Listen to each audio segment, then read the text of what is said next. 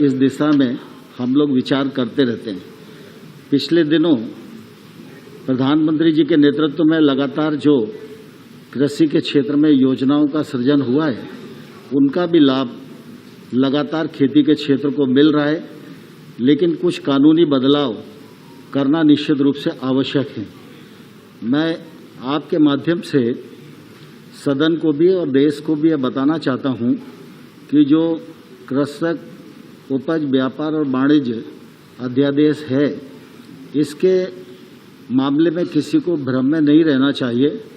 यह अध्यादेश एक तौर से कृषि के क्षेत्र में आज़ादी उपलब्ध कराने वाला है। अभी तक हम समझते थे कि किसान अपने उत्पाद के लिए मंडी की जंजीरों से बंधा हुआ था। इस अध्यादेश के माध्यम से उसको पूरी स्वतंत्रता मिलेगी। यह जो विधेयक आज जिस पर हम चर्चा करेंगे, इस विधेयक से एपीएमसी जो राज्य का एक्ट है, उस एक्ट का किसी भी प्रकार से अतिक्रमण नहीं होता है। एपीएमसी राज्य में रहेगी, लेकिन एपीएमसी की परिधि के बाहर जो एरिया है उसमें अंतर्राज्यीय ट्रेड हो सकेगा। और इस विधेयक के बनने के बाद किसान अपने खेत से, अपने घर से और बाकी सभी स्थानों से वह ट्रेड कर सकने के लिए स्वतंत्र होगा। और दूसरा जो कीमत आश्वासन वाला एक्ट है, उसमें मैं आप सबको ये कहना चाहता हूँ कि हम जानते हैं कि हमारे देश में 86% किसान छोटे हैं, और जो छोटा किसान है वह छोटा किसान न तो स्वयं निवेश कर पाता, न उसके पास तक निवेश पहुँच पाता है। और अगर उसको किसी कानून के माध्यम से पहले से कीमत निर्धारित हो जाए तो निश्चित रूप से किसान उस में फायदे की खेती कर सकता है। इन सारे जो कानून आज चर्चा के लिए आए हैं, यह निश्चित रूप से किसान को उन्नत बनाने वाले हैं, और इन कानूनों से एमएसपी पर कोई फर्क नहीं पड़ने वाला है। एमएसपी थी, एमएसपी है और एमएसपी आने वाले कल में जारी रहेगी। माननीय मंत्री जी, आप बिल को मूव करें।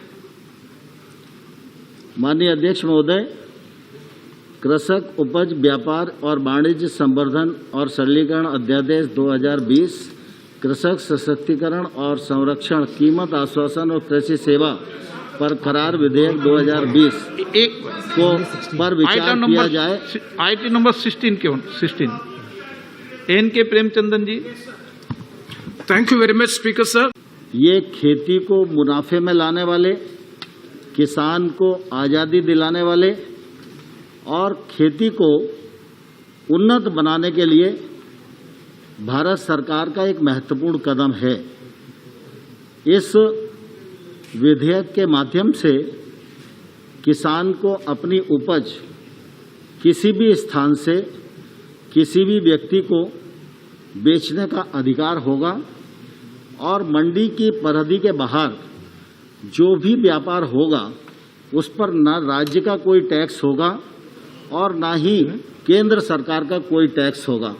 अभी सामान्य तौर पर मंडी के भीतर 50-60 लोग ही व्यापार करते हैं, और उन्हीं के बीच में कृषि उपज की प्रतिस्पर्धा होती है।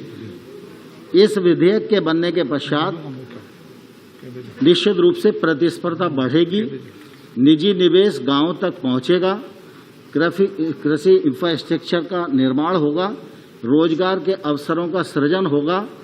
और ये दोनों जो विधेयक हैं निश्चित रूप से आने वाले कल में खेती से जो देश की अपेक्षा है, आवश्यकता है, उसको पूरा करने में समर्थ होंगे, और किसान अच्छी फसलों की तरफ आकर्षित होगा और महंगी फसलें पैदा करेगा तो वो मुनाफा भी कमाएगा और कृषि की ग्रोथ में भी योगदान देगा, और इससे कृषि निर्यात को भी बढ़ावा मिलेगा।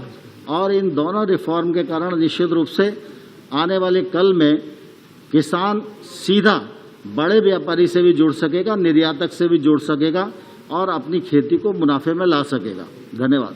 आइटम नंबर 18 बिल को मूव कर दें मंत्री जी। कृषि सशक्तिकरण और संरक्षण, कीमत आश्वासन और कृषि सेवा पर करार विधेयक 2020 पर विचार किया जाए। एन के प्रेमचंदन जी कुछ विषय रखना चाहते हैं? पंजाब के बोलेंगे आप? छोड़ें।